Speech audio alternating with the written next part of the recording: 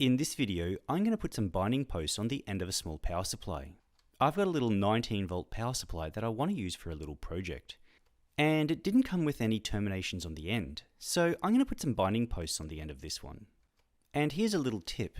If ever you chase around soldering, like what I'm doing here, it can be quite frustrating. But something that I do is I get a little bit of blue tack and just use that as a small helping hand. It's cheap and quick, and it holds it enough that you can solder it okay. I've done a little bit of work here before I started the video. I've tinned the end of these cables. The two soldered surfaces, they solder together really nicely when you've got two soldered surfaces. When you've finished applying heat, just hold the things in place long enough for the solder to turn solid again.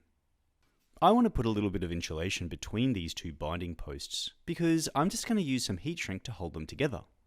One layer is going to be to insulate the two binding posts from each other, just to cover up the part that can bridge between the two binding posts. And another piece of heat shrink that's going to be quite big to hold the two binding posts together. Here we've got the two binding posts insulated from each other. Bit of heat to shrink the heat shrink.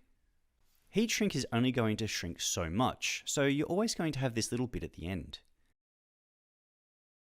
Now I need to find a piece of heat shrink that's big enough to fit over both binding posts. Too small? Still too small. So this is the biggest piece of heat shrink that I've got.